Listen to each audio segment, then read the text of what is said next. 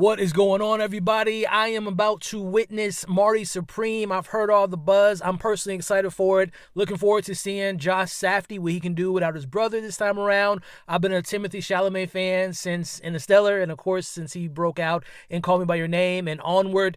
I have really avoided the trailers, the teasers. I just heard all the buzz from the film festivals and seeing some of the marketing that Timothée has done on his own with the ping pong balls and all the viral marketing. So I'm hyped, man. This is apparently a frontrunner for Best Picture, a nomination for Josh Safdie, Timothée Chalamet, and I'm hyped, man. I'm going to let you all know when I get back with a spoiler-free review if Marty Supreme lives up to the hype, if it's one of the better films of the year, are there nominations coming his way? We're going to talk about that and much more when you all see me again. So, fingers crossed, I'll see you all soon. And what do you plan to do if this whole dream of yours doesn't work out? That doesn't even enter my consciousness.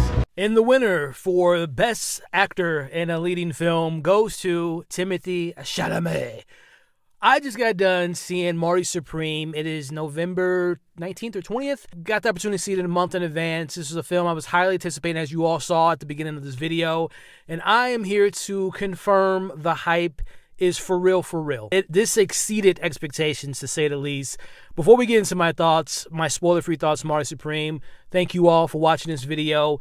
Do me a favor, if you enjoy this type of commentary, you enjoy these type of movies, conversations, hit the like button, share the video, leave your thoughts in the comments, and consider sticking around, subscribing for more videos just like this. Timothée Chalamet, I'm trying to do my best Adam Sandler impression. As I said up top, 2014 was when I was first introduced to him. Didn't know who he was in Interstellar until obviously years later, but it was Call Me By Your Name, and I've been on, I'm not saying I'm the leader of the Timothée Chalamet fan club, but I've been on the hype train for a while, and it impresses me how this, I think he's under 28, 29, under 30, how he continues to get better and better and better with each performance.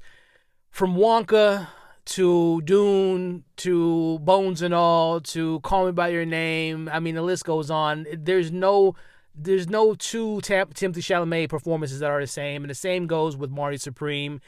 This was, how do I describe this film? This is going to be kind of a chaotic, as the film is, review here. This is a mix of Uncut Gems. This is like the distant cousin of Uncut Gems, you know, obviously with the Safdie, which we'll talk about Josh here in a second.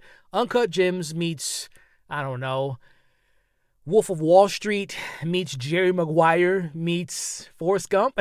Those are my comps that I'm thinking of right now. This film has a pulse. As I'm recording this, there have been some recent films to me that I thought were flatline, dead on arrival. No hate if you guys enjoyed this film, but I saw Running Man about a week ago. I thought that was a fart in an elevator. It was not good. And then I just saw Wicked for good. Two films that I know people love, but I feel like they didn't have a pulse. This is a living, breathing film with a heartbeat that never stops. This is the loudest film of the year. Is that a description I can use? I'm going to use it. This is a film that has a pulse. It's very much alive. It is constantly moving. I tell you what, you will never guess how this film turns out. And I love that about this film. I'm up, down, left, right. It goes in a circle. It's a dog chasing its tail. It never stops, and I love that about this film. Josh Safdie, I'm not trying to pit the brothers against each other. We had a Safdie brother production a couple months ago with The Smash Machine with Benny Safdie. Didn't love the film. Didn't hate it. I thought it was just pretty average. I think we know where the sauce comes from with Good Times and Uncut Gems, because Josh Safdie has taken all the sauce and injected it in this film. This is, like I said, when I say Uncut Gems, this is really a prequel, because this takes place in 1952. And this film is just constantly moving. Josh Safdie, the way he's able to, how do I say this, control chaos. This film is very chaotic, but there is a North Star that this film is going, and it is following, this is loosely based on an actual person who was one of the better tennis or table tennis ping pong players of his era. It's loosely based on his life in the 1950s as Marty is trying to be the best in the world. And what comes with that is debauchery, comes with that is obsession, greed, sexual hunger, a manipulative individual, a liar, a cheater, and a person that is determined to win it all. And if you get in his way, too bad for you. That's the type of guy Marty is, and the way Timothée embodies that is, as I was not joking when I said, in the winner of Best Actor of the Year goes to Timothée Chalamet. I'm going to inject this into my review some point because I totally forgot. My mind is racing. Again, I just came out of seeing the film. It is a sports movie, I forgot to mention, and the sports elements this is the best sports film of the year. The ping pong elements were fantastic. It actually spends time with the sport of it all, the competitiveness of it all, what it meant during that time, especially for Japan and America. So it is a fantastic sports movie with an exceptional crowd-pleasing moment. On top of it, it's a comedy, it's a drama, it can be suspenseful, there are moments of stake and levity. This film was fantastic. I'm going to just drop that into the review and continue the rest of the review. Hope you all enjoy. The same way I felt as I'm recording this, I haven't put out my full review from Hamlet, but the same way I felt about Jessie Buckley, it's hers to lose. It's the same way I feel about Timothée, it's his to lose. There's no doubt in my mind that was one of the best performances, if not the best performance I've seen this year. In my book, I think he's going to win it. Leo was great in one battle after another. There's a couple other nominations that will be coming, but to me, Timothée gives you everything in this role. I said Wolf of Wall Street. This has that Leo energy with Jordan Belfort. This is someone you're not supposed to like because he is such a piece of you-know-what. But you can't help but to like the kid because of the determination he has and the charm and the charisma. But yet again, he is a horrible person in the sense of he wants something, he's going to get it. And if you're not on the bandwagon with him, he's going to kick you off just to make sure that he gets what he gets. Timothée, amazing. The entire supporting cast, even Kevin O'Leary, who, I know him from, obviously he's a billionaire, but I know him from Shark Tank. He was good. Odessa, I've been knowing Odessa for a while. She is so great in this film. I think this is her coming out party. She's fantastic. She is the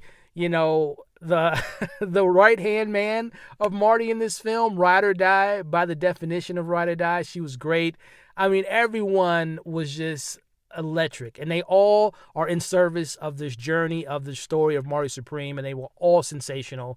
Direction, cinematography, this takes place in the 50s, but yet it has an 80s score that's in the background of the film that is a personality within itself. We're in New York. It's that hustler vibe.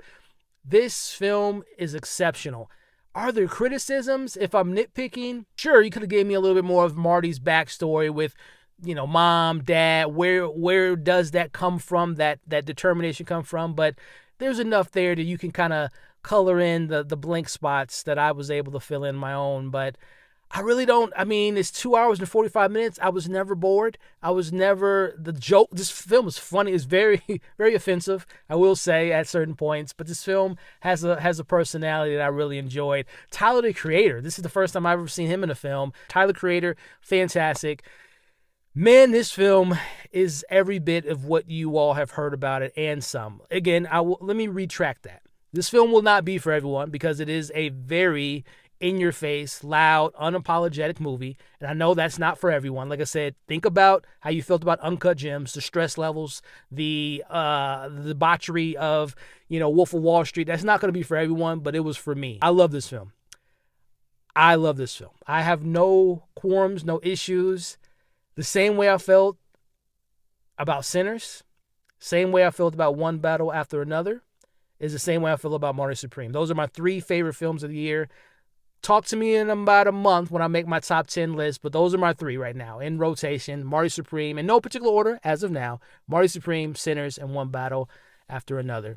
Sensational film. This comes out on Christmas. What a gift. What a gift Josh Safdie has given us.